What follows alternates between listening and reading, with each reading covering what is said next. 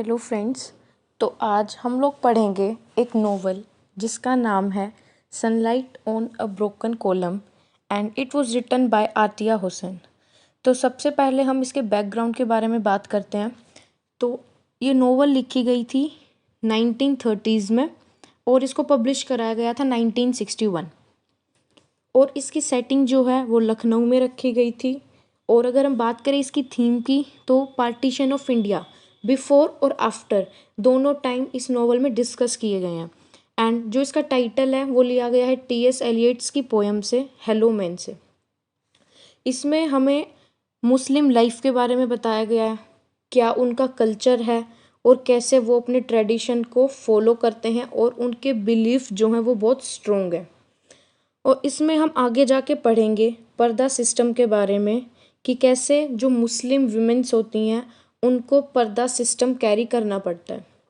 And जो ये poet है आई मीन द नोवेलिस्ट, उनका जन्म जो है 1913 में हुआ था and she was died in 1998।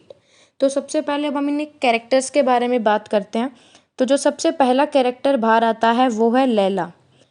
She was a 15 years girl and was orphan. इनके मम्मी पापा नहीं थे, उनकी डेथ हो चुकी थी। And she belongs from a rich Muslim family. Next one is Abida. Abida and Majida, ये दो अलग अलग कैरेक्टर हैं और ये लैला के पापा की बहन थी, मतलब कि लैला की बुआ। और next one is Zara. Zara जो है एक 17 साल की लड़की थी जो कि मजीदा की डॉटर थी। Next one is grandfather. Grandfather जो है लैला के दादा थे और ये अपनी सारी फैमिली की देख रेख करते थे और ये सभी अपने ग्रैंडफादर के साथ ही रहते थे। उसके बाद है हामिद। हामिद जो है लैला के अंकल लगते थे, मतलब कि उनके पापा के बड़े भाई। उसके बाद नेक्स्ट कैरेक्टर है आमिर। आमिर जो है वो लैला का हस्बैंड था। अब हम बात करते हैं इसकी सम्मरी की।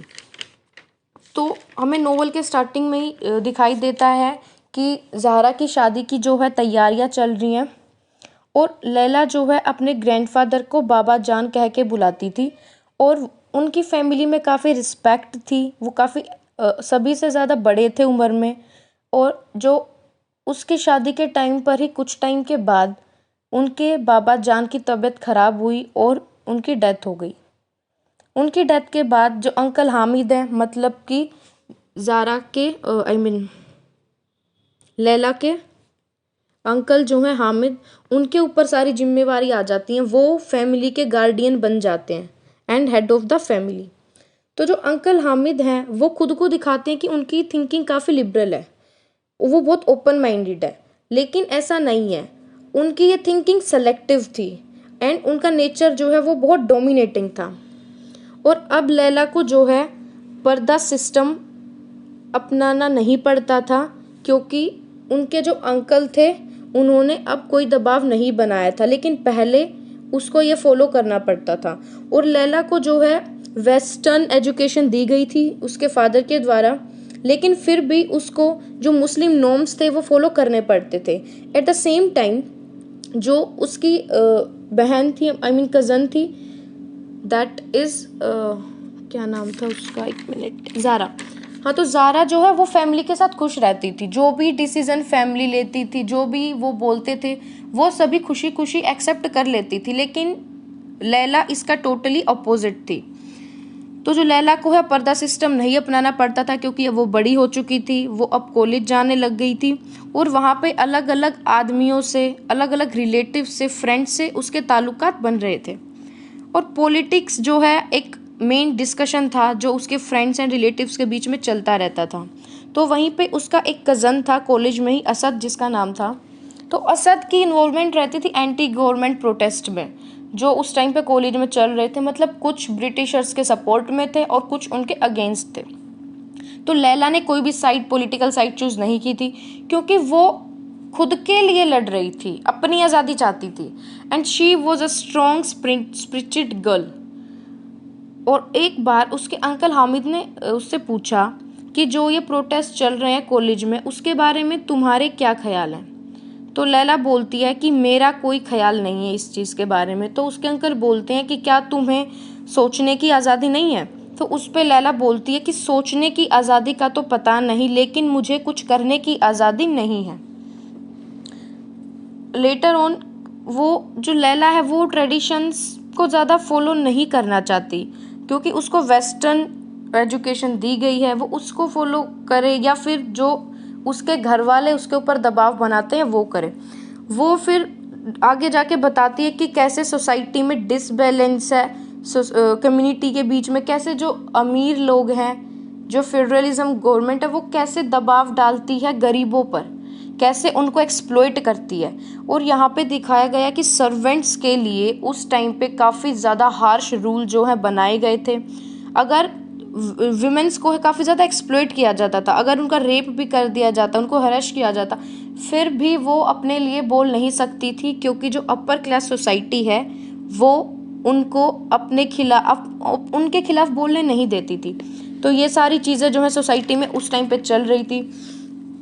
और उसके बाद एक बार की बात है, उन्हीं के घर पे एक सर्वेंट थी वुमेन, वो मेडिकल हेल्प के लिए बोल रही थी, लेकिन उसको मना कर दिया गया। बाद में लैला ने उसको हॉस्पिटल पहुंचाया, लेकिन वहां पहुंचने से पहले ही उसकी डेथ हो जाती है और लैला को बहुत बुरा लगता है। उसके बाद ही क्या है, थोड़े टाइम के बाद वो प्यार करती है एक लड़के से जिसका नाम है आमिर। वो दोनों शादी करना चाहते हैं, लेकिन जो लड़का है आमिर वो गरीब है और ये हाई क्लास सोसाइटी से बिलोंग करती है, और वो उसके फैमिली से ही मतलब कोई रिलेटिव था। तो फैमिलीज जो है अगेंस्ट थी उनके मैरिज के, लेकिन कैसे भी लैला अपने घर वालों से ऊपर होकर आमिर से शादी करती है और वो फ्रीडम पा जाती है जिसके लिए वो लड़ रही थी। लेकिन ये फ्रीडम ज़्यादा टाइम के लिए नहीं थी, क्योंकि पार्टीशन चल रहा था इंडिया पाकिस्तान का। उस पार्टीशन के टाइम पे ही आमिर की जो है डेथ हो जाती है वायलेंस के चलते। तो वो दोबारा से अकेली पड़ जाती है, क्योंकि जिसको भी वो प्यार करती है, जैसे उसके पहले दादाजी की भी डेथ हो जाती है, उसके बाद में अब आमिर भी नहीं रहता, तो वो बहुत ज़्यादा अकेला फील करती है, लोनली फील करती है। और पोइट मतलब जो ये नोवेलिस्ट है, इन्होंने ये सारी चीज़ें खुद फेस की हैं। जो डिफरेंसेस चल रहे थे सोसाइटी के बीच में, पार्टीशन चल रहा था, कैसे गरीबों को दबाया जाता था, तो ये सारी चीज़ें उन्होंने खुद फेस की और बारीकी से यहाँ पे लिखने की कोशिश की है। तो हम अगर थीम्स की बात करें तो इसमें डेथ एंड ट्रेजेडी दिखाई गई है कि कैसे पहले उनके ग्रैंडफादर की डेथ हो जाती है और बाद में जो है आमिर की भी डेथ हो जाती है। लोनलीनेस दिखाई गई है कि कैसे वो अकेली पड़ जाती है। पार्टीशन दिखाया गया जो कि इंडिया और पाकिस्तान के बीच चल रहा था।